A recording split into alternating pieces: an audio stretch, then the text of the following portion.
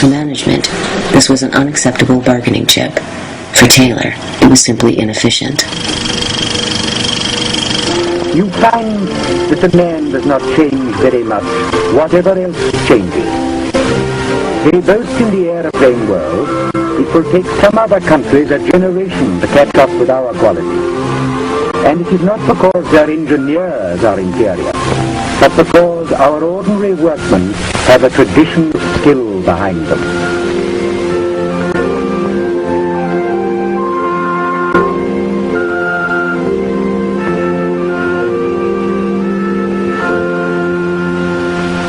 Taylorism was certainly about de-skilling. It was about studying what skilled workers did to decompose those tasks into their basic elements and then teaching people to do specific aspects of it without learning the entire set of or array of activities that were involved and are involved for a skilled person.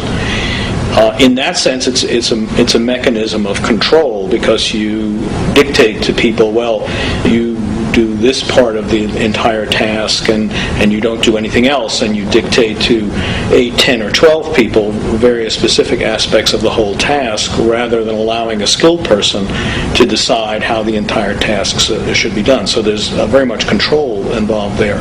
To the degree that this involves de-skilling and involves control, it tends to take power away from workers. It takes power away from, therefore, the collectivity of workers, and therefore makes them less likely to be rebellious, makes them less likely to form various kinds of movements that would operate against, let's say broadly, the capitalist system. So this is something that management thinks is a good idea for the workers, but is not a good idea for them. They have to be free to be creative.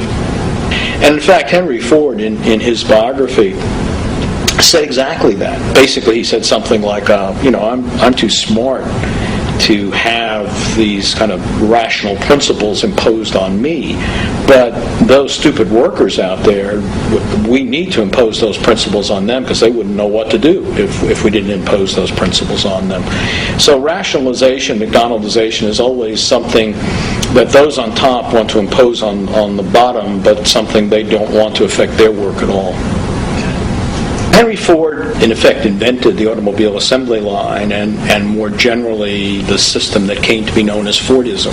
One aspect of Fordism had to do with hierarchical control over workers, and more specifically, the control over workers by the assembly line. So all a worker might do, for example, is put a hubcap on a car as that car went past as it was being constructed on the assembly line. So instead of a thinking, creative, skilled worker, you had a kind of mindless kind of worker who repetitively did the same task over and over again.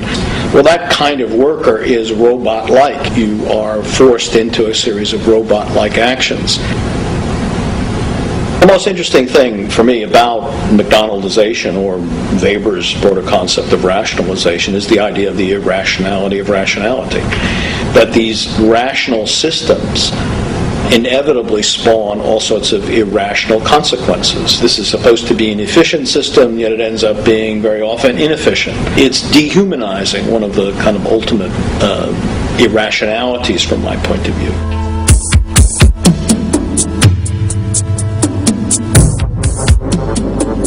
In their study, Where Have All the Robots Gone?, Harold Shepard and Neil Herrick confirmed what many had long suspected. People trapped in an unrewarding work life were not only more likely to be dissatisfied, but were also more likely to suffer from low self-esteem, a feeling of helplessness, alienation, and to be plagued by a variety of mental disorders. The workers who were the most dissatisfied and whose mental health was the most impaired were the least likely to vote or participate in community organizations. If you work in an environment where you're beaten up all the time, well, you're beaten up. Moreover, if you work in an environment that is so fragmented, that robs you of dignity and so robs you of the expression of your own capacities, then they'll be diminished. You'll be deadened. You'll be bored. You will be reduced in your potentials, and you are not too likely to take initiative in other domains either. This is why Taylorism is pursued. This is why fragmenting of work is pursued. It weakens the workers, not just on the job, but in their communities too, which is what you want to do so that they don't take more of the income for themselves, thus reducing profits for the elites. So it's a perfectly sensible policy, a perfectly sensible approach, a devil's approach, but a perfectly sensible approach from the point of view of those at the top who are trying to stay there and who are trying to advance. Moreover, if they don't, they just get wiped out. So it's not even really an option. What you'd have to do is to create a new kind of economy in which these situations and these conditions don't restrict our options.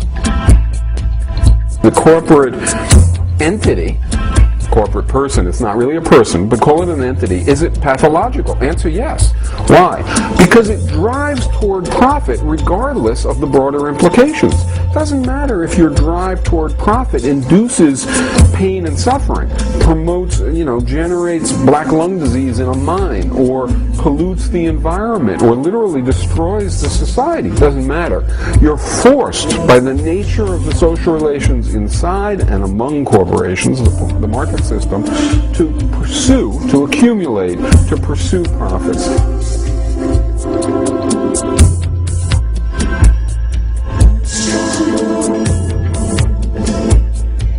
If hierarchy is the defining characteristic of scientific management, it should not be surprising that it was met with great praise, not only by the capitalist world, but by fascists and authoritarian communists. Mussolini set up a propaganda arm of his government to promote Taylorism, while Lenin wrote in Pravda in 1918 that we must introduce in Russia the study and the teaching of the Taylor system, and its systematic trial and adaptation. As in America, workers in Russia were unimpressed with scientific management. A major contributing factor to the Kronstadt Rebellion of 1921 was the introduction of Taylor's techniques. Immediately after the rebellion was crushed, a government document on rationalization spoke of the instinctive mistrust of all workers toward all kinds of experiments directed at extracting greater productivity from them. Workers at Kronstadt had envisioned a decentralized system where they would actually own and control their own work and resources, but Lenin had something different in mind. Socialism, Lenin wrote, is merely state capitalist monopoly, which is made to serve the interests of the whole people and has to that extent ceased to be capitalist monopoly. The new means of control have been created not by us, but by capitalism in its military imperialist stage.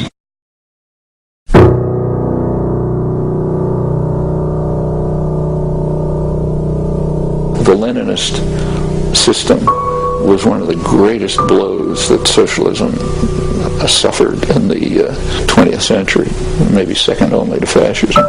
I mean, as Lenin took power, among its first acts, along with Trotsky, were to destroy the socialist institutions that had arisen in the pre-Bolshevik period.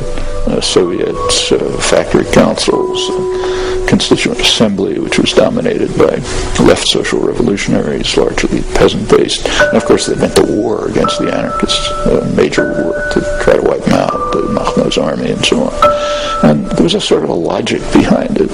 They were orthodox Marxists, unlike Marx, incidentally. They believed in a version of Marxism that said that revolution can't come in a backward peasant society, which is what Russia was.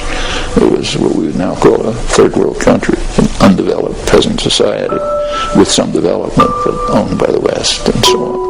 I mean, a highly educated and productive intellectual class, but that's also true of third world societies. So they thought this couldn't happen.